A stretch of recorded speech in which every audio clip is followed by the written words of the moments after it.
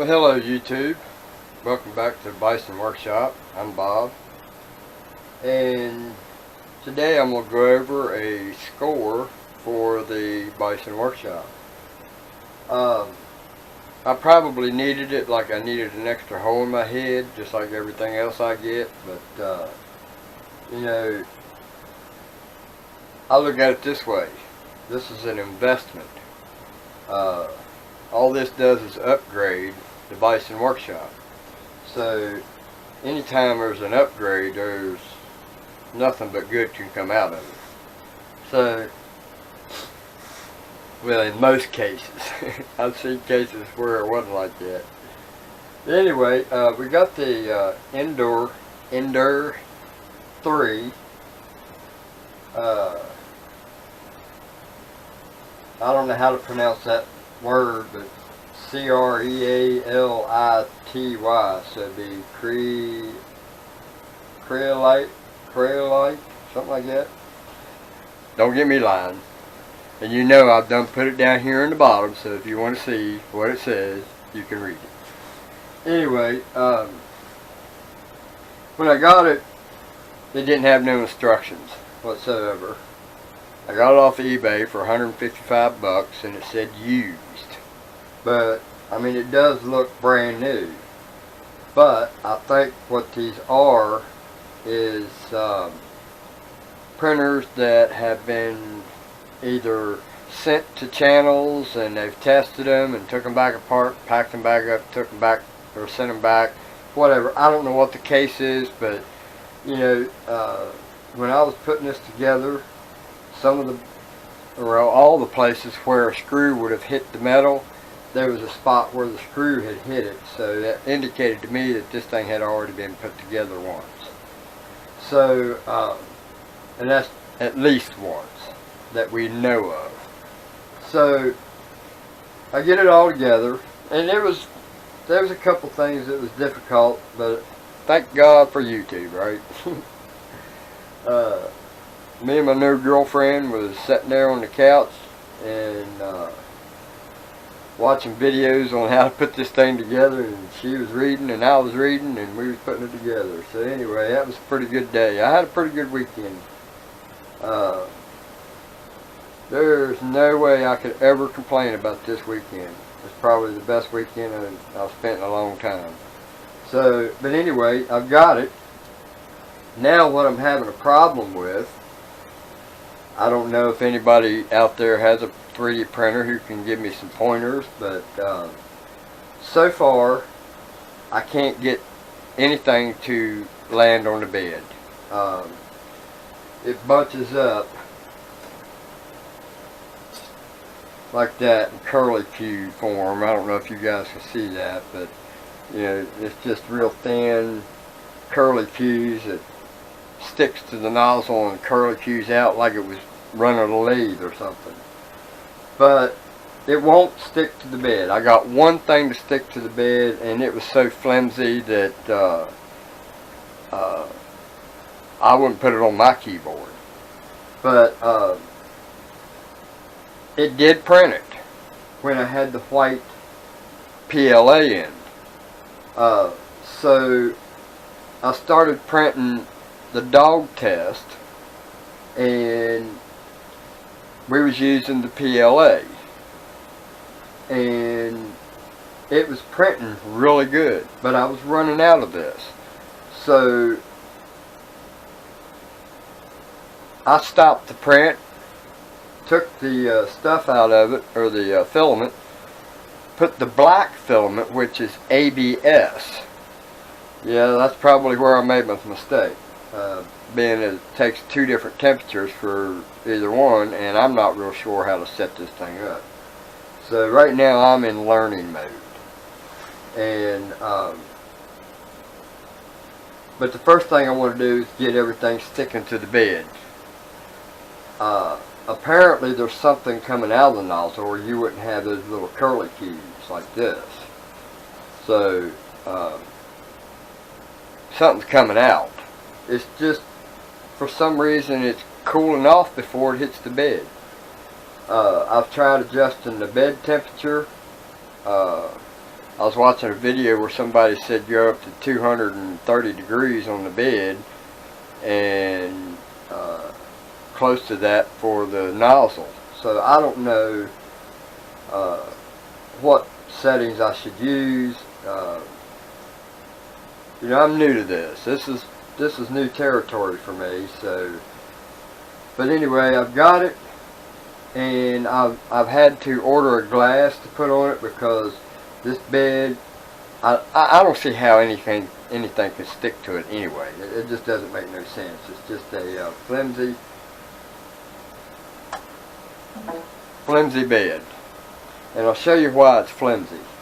Look at this.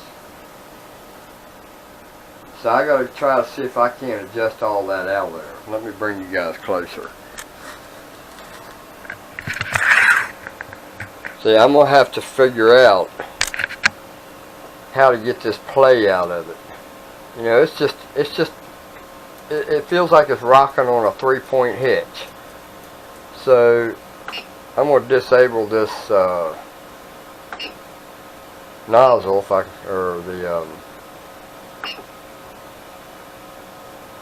disable stepper motors. See how wobbly that thing is? It's like the track just isn't adjusted correct or something, but the wheels are not touching like they should on both sides, so that has a lot to do with it. So the first thing I'm going to have to do is adjust the roller bearings, because 2 of these ain't even touching right now.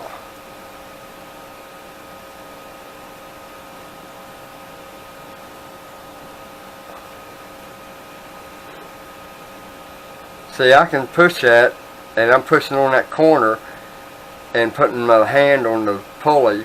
It's not even touching. So the pulley's not, or the wheel, or whatever you want to call it, isn't turning. So that means that these need to be adjusted in so we can get rid of the side play. And we got back play, which will come out once you get the wheels in it, because the wheels are tapered like that and have a flat spot on the center. So once those tighten up in it, there's not going to be no up and down. So each wheel is beveled. So I'm going to adjust that and see if we can't get that adjusted.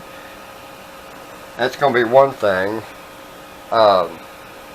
Another thing is, I want to put a set of lights underneath here.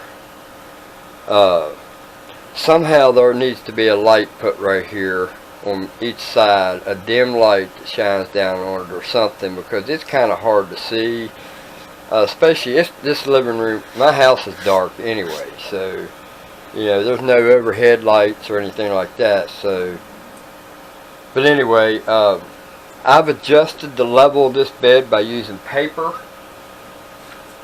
Right here is the paper that I used. I just pulled that over to the corner there, slid that over. Well, there's some stuff stuck on the bottom of that nozzle.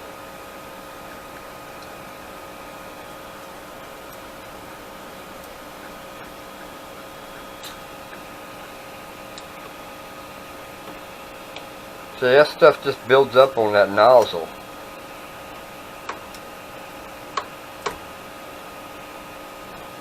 But anyway, what I did was put my bed right there.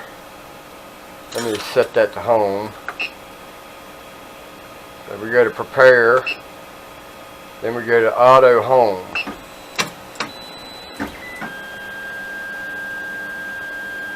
And a lot of times when I try to do the home after a print, try to do a print, even though it doesn't work, it gets confused and thinks that home is right here, where the bed is halfway up to the nozzle. So when you go to print the next time, it wants to try to print on the back side of this thing, clear back here, almost off of the bed. So that's the one thing I know I'm going to have to pay attention to, and I'm just going to have to auto home it every single time I want to do a print, regardless. So I just took and just disable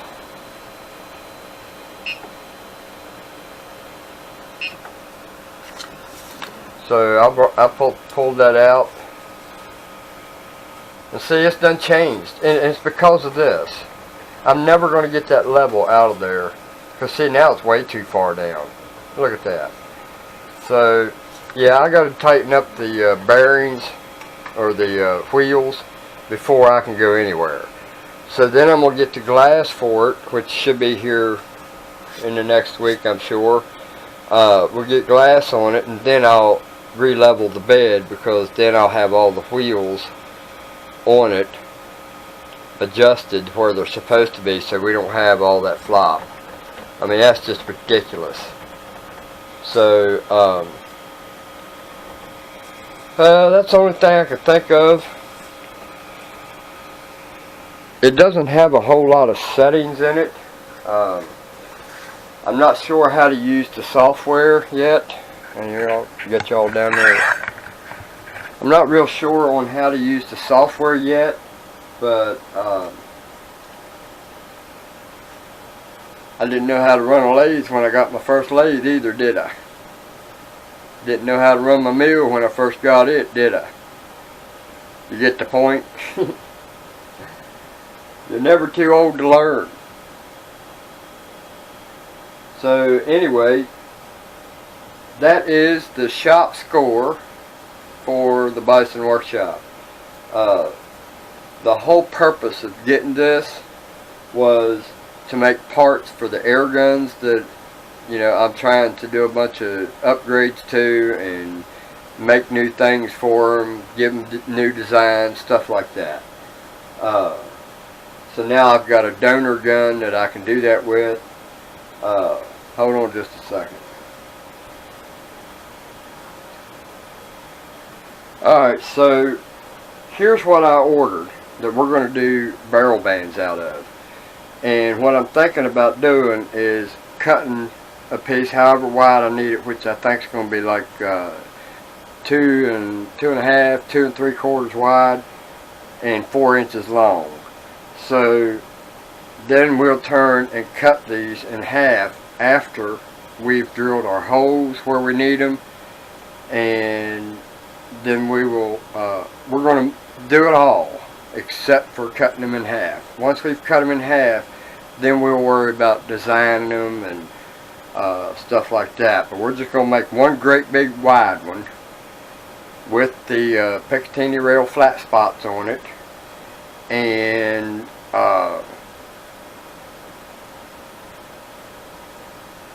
then once everything's milled, then we cut them in half.